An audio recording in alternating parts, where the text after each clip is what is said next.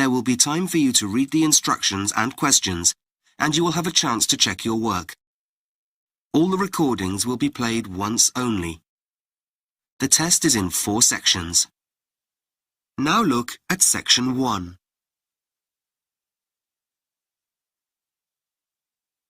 Section 1. You will hear a woman making a telephone call about joining a cycling club. First, you have some time to read questions 1 to 6.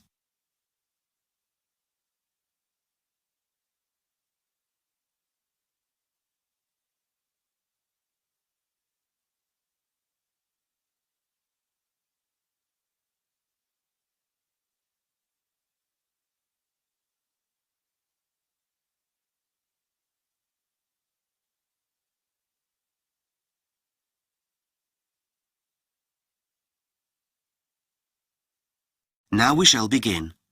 You should answer the questions as you listen, because you will not hear the recording a second time. Listen carefully and answer questions 1 to 6. Hi, is that the cycling club? That's right. How can I help you? I'm Beth. I've just moved to the village and have been thinking about getting involved with a cycling group. Hi, Beth. I'm James, and I'm the club secretary. We're always keen to welcome new members. Have you got much cycling experience? Not really. Does that matter? Not at all. There are lots of cycling opportunities here. For example, some of our members take part in competitions throughout the year, if you're interested in that. Otherwise, we meet each weekend and just go cycling. We take a different route each time, ranging from easy to challenging, so there's something for everyone. Oh, sounds fun. It is. Is there a joining fee? And what's included if there is? There's an annual membership. It isn't much, but it covers things like our newsletter, which we email to members every few weeks, informing them of what's going on. We also have regular meetings here at the community centre. There's a small extra fee for that to cover refreshments, as well as any guest speakers who come along to talk to us about diet, avoiding injury, that kind of thing. Great idea. Helpful for me to know about that kind of thing as an inexperienced cyclist. Oh, and if you do join, we're giving all new members a free repair kit. We used to give a free water bottle for people's bikes, but most bikes come with those now, so... Oh, that's useful. Now, do you meet at the community centre before you go on rides? No, we meet outside the post office in Dudley. Oh, I haven't heard of that. How do you spell it? It's the next village. It's D-O-U-G-L-E-Y.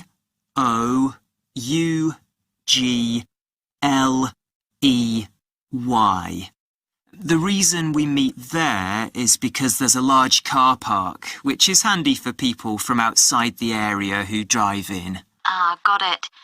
And what would I need to bring if I went on any of the weekend rides? Do you have proper cycling gear? There's a great local cycling shop which has some great offers on for our members at the moment. Long-sleeved t-shirts are very popular in this cold weather.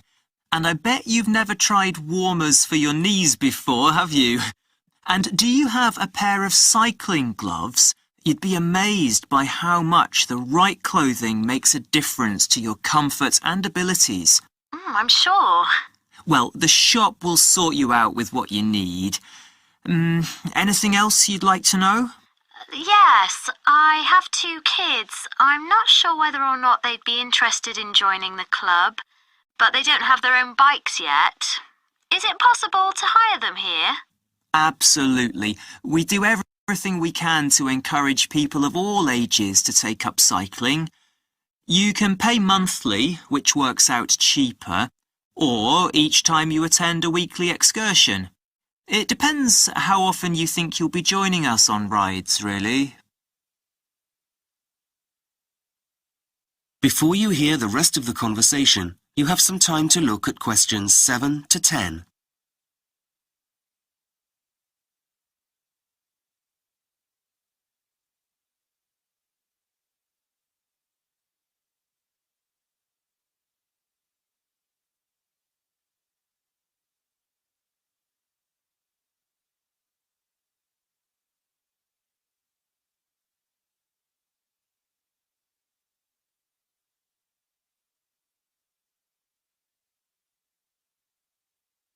Now listen carefully and answer questions 7 to 10.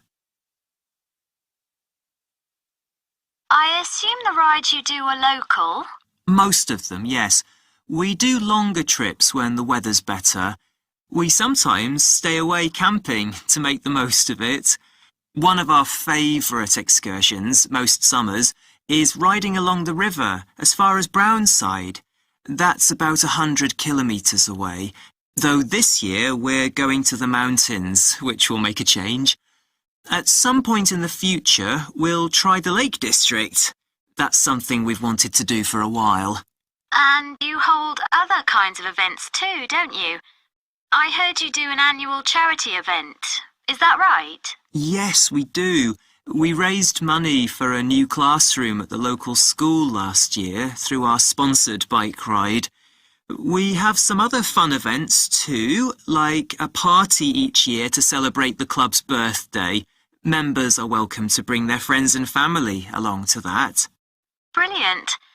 Well, I think that's about everything. Oh, do you have the telephone number for the cycling shop you mentioned? Yes, just a second. Here we are. It's 221-337. Great. Oh, one more thing. It was my neighbour who told me about the club and suggested I contact you. But do you have a website where you put information? We do indeed. Go to www.getoutside, that's all one word, .com. Great. Thanks. That is the end of section 1. You now have half a minute to check your answers.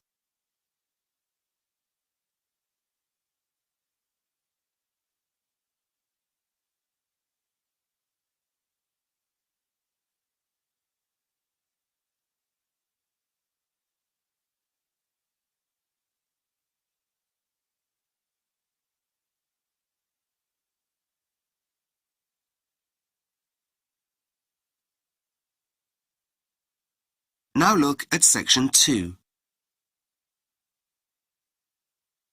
Section 2. You will hear a talk on the radio about letter writing. First, you have some time to look at questions 11 to 15.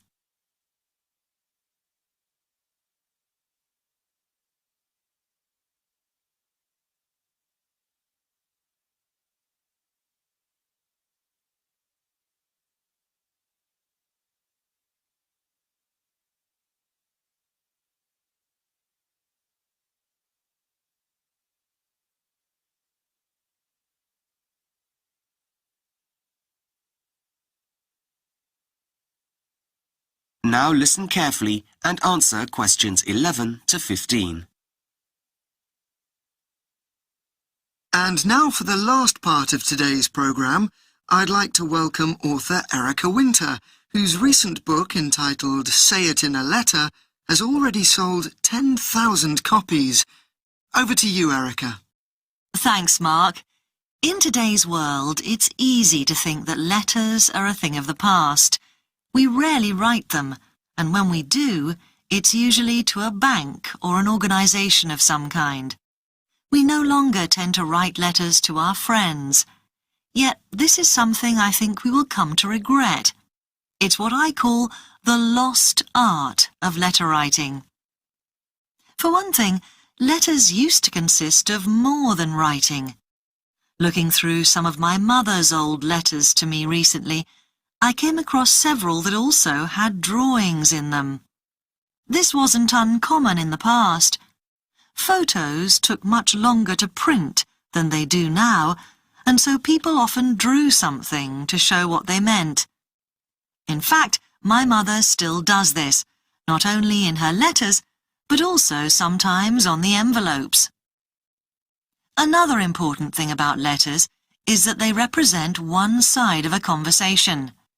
And before the time of emails, these conversations could centre on people's deepest secrets.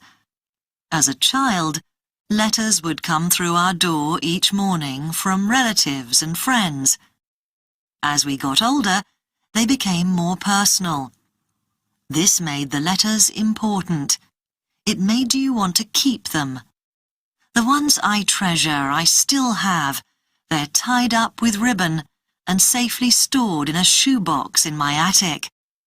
I get them out from time to time and read them, and it's amazing because they remind me of how I felt all those years ago, what I was doing, who I was meeting, what I was looking forward to. And this is another thing about letters. They recreate the past rather like a diary. Yet they are more than that, because they invite a response. Emails will never tell us about the past in anything like the same way, unless we print them off and keep them. But who has time for that? Before you hear the rest of the talk, you have some time to look at questions 16 to 20.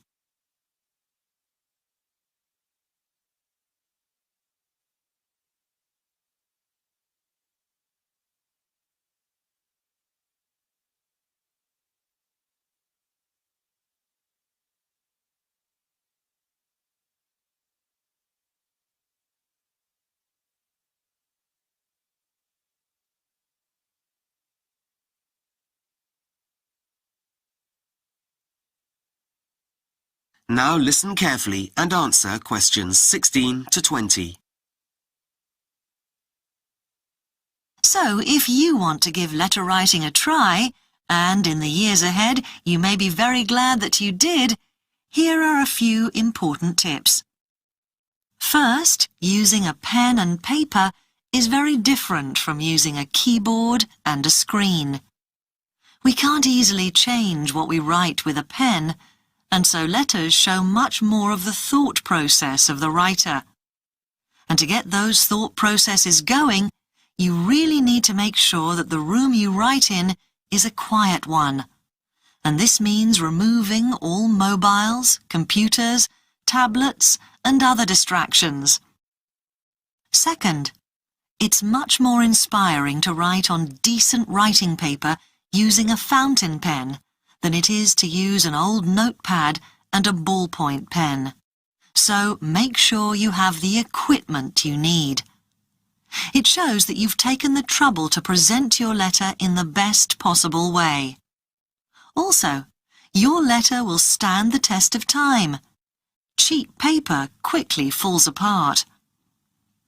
As I said earlier, a letter is really one side of a conversation, and because of this, you may be asking your recipient, that's the person receiving your letter, to give you some answers to problems that you have. So, in other words, use your letters as a tool.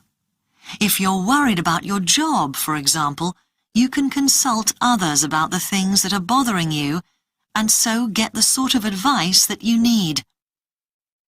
You need to practice to make this really work for you, though.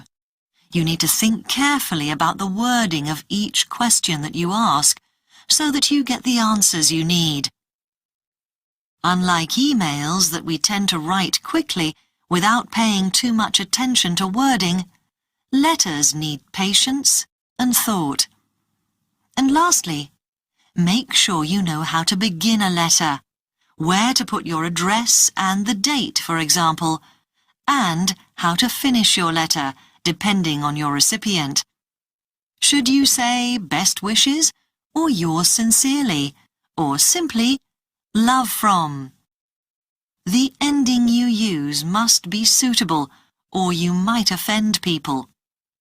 This will be something some listeners may have forgotten, or never had the chance to learn in the first place. That is the end of section 2. You now have half a minute to check your answers.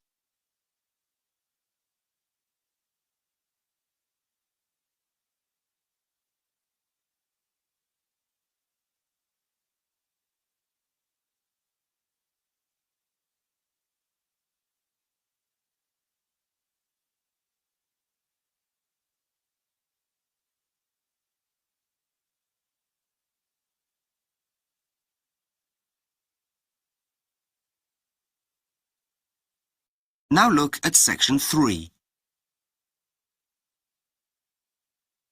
Section 3. You will hear two students talking about a course they are doing in Chinese at university, 1 to 24. I'm really enjoying our Chinese language course so far, aren't you? Yeah, I definitely made the right choice coming to this university. The teaching's so good, isn't it? I love the methods our tutors use. They really get the most out of us. I never thought I'd learn so much so quickly.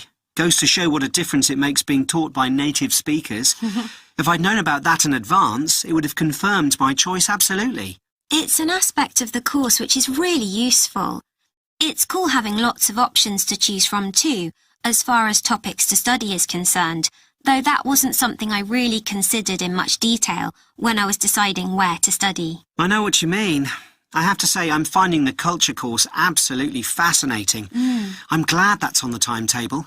By the way, how are you finding living away from home in a big city? Well, it was a bit of a nightmare at first, having grown up in a sleepy village in the middle of nowhere.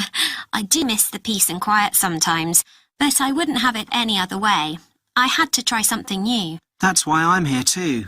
There's no way I could live in the country. I'd be bored out of my mind. Do you think you'll spend the third year studying abroad? We have the choice whether or not to go, don't we? Why else would I have registered here? It's an unmissable opportunity, wouldn't you say? I'm with you there. It isn't as expensive to do as some of the study abroad programmes at other universities. Thankfully. Anyway, have you seen the list of study groups for next semester yet? We're allowed to join 2. I'm having trouble deciding which ones to join, actually. I'd like to do them all, though I know we won't have time, what with our regular lectures and everything. Well, there's the grammar study group. My grammar could definitely do with a bit of polishing, though I have to confess I'm probably likely to give that a miss. I've come to the same conclusion. The writing skills group would definitely be useful, especially if we end up working in China at some point. I'd rather get my speaking skills up to scratch. You can never do enough practice there, so that's something I'm going to sign up for. I'll go with that. What about literature analysis? Fancy that? Getting to grips with Chinese literature sounds like a real challenge. And one I'll attempt at some later date, I think. I was thinking about putting my name down for it, though, to be honest, I might be better off putting some work into understanding what people are saying to me. So I think I'll go for that group. I know what you mean. That's that decided then. Before you hear the rest of the conversation, you have some time to look at questions 25 to 30.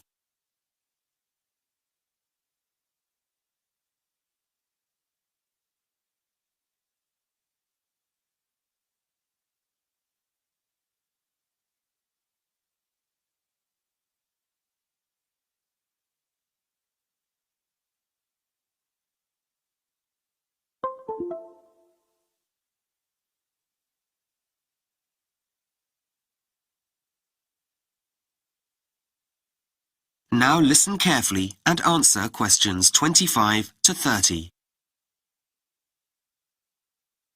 How have you been finding the free online resources we've been given access to?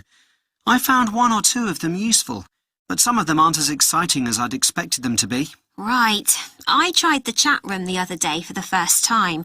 You know, where you can make contact with real Chinese speakers and practice your language skills. I was chatting to a really helpful user called May. The connection was pretty poor though, and I gave up in the end. I don't know whether it's always like that. I had a similar experience, waiting ages for replies to come through. And what about the translation software? I've never been a great fan of it, but that stuff is really high-tech, isn't it? It's got all sorts of functions, though maybe at the expense of getting a precise interpretation of what you're trying to say. You don't have to wait as long as you do for some translation software to do its stuff, but I think what you said is a universal problem with that kind of thing. Better to use our heads. What do you think of the vocabulary builder? You know what? There's tons of useful and functional stuff to practice on there. I spotted several errors though, if you can believe that. I noticed that too. Maybe we should raise that with our tutors. Let them know it's lacking in quality. We need top-rate stuff at our level.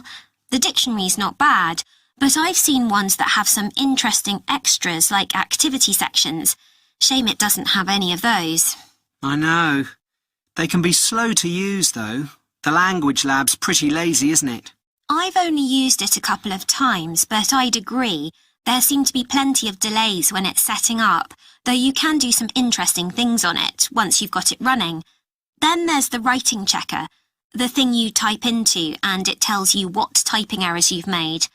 I got a bit bored doing the same thing after a while, though. It's a bit limited in what it can do. I think I'd rather have my tutor's feedback. It would be better if it was a bit more interactive, though how that would work I'm not sure. Anyway, at least we've got access to the resources. They're better than nothing, even if they're not perfect. Right, shall we look at this next piece? That is the end of section 3. You now have half a minute to check your answers.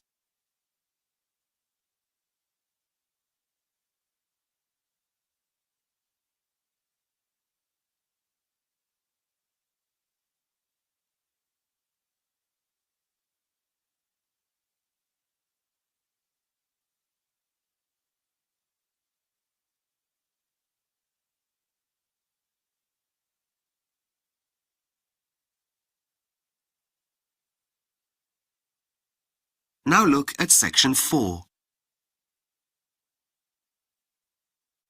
Section 4. You will hear part of a lecture about teaching maths to young people. First, you have some time to look at questions 31 to 40.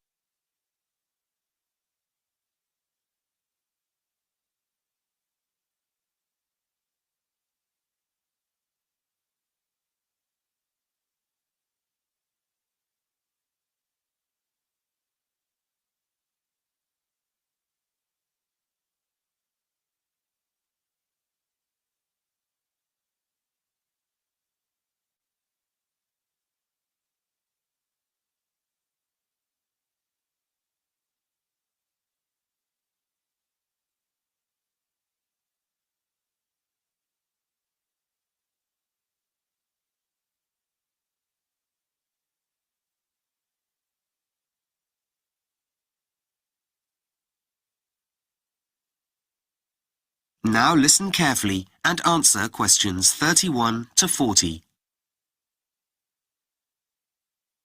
Why are we studying this? That's a question that, as a high school maths teacher, I was asked 1,000 times, and one that you, as trainee maths teachers, will certainly be asked in the future. What is it that makes maths seem so difficult and unapproachable for many students? Getting good at maths is less a matter of brain power than staying power. The difficulty lies in the amount of patience maths requires. And it needs persistence too. It's not a subject that comes automatically or intuitively to many students. Another question I used to be asked was, how am I going to use this in my life? And this is the crux of the matter. Unless students can really get to grips with the relevance of maths to their everyday lives, it makes teaching the subject a very tough task indeed, especially when they know that in this world of instant gratification, they can find answers to virtually any problem by doing a quick internet search. So, what can we, as teachers, do to make maths more accessible and interesting to our students? Well, for a start, we need to help them see how maths is needed in their daily interactions.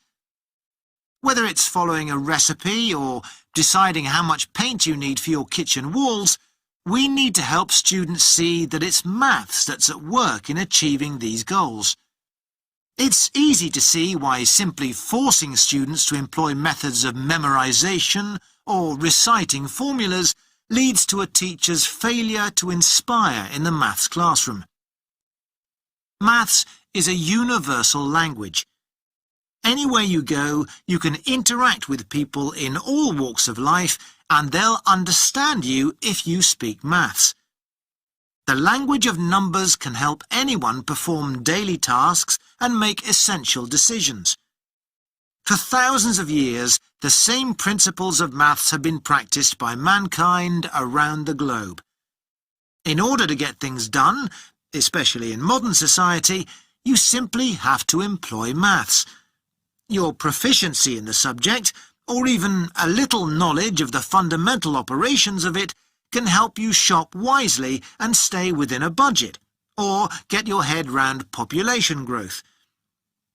Maths is also critical to a range of professions, and whatever your background, if you've been taught the basic operations of maths, you have the potential to become a millionaire. Just as literacy helps us get ahead in life, so does counting and the ability to make informed financial decisions. And it doesn't stop at work or daily transactions. Less obvious benefits of studying maths include other real-life applications, such as the ability to learn to play a musical instrument, become a dancer, or sail a boat.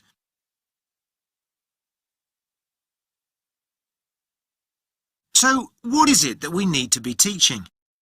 Yes, it's difficult to see how some mathematical concepts translate to the world outside education. Perhaps you'll never use a particular formula in your job, but by learning the process, you'll have trained your brain to solve problems whilst reinforcing the basics of maths. There are, however, formulas which are more transparently useful. Things like an ability to properly assess risk or statistics. Things which even students should be able to see will equip them for the world beyond education. Maths makes our minds flexible enough to find solutions to complex, real-world problems.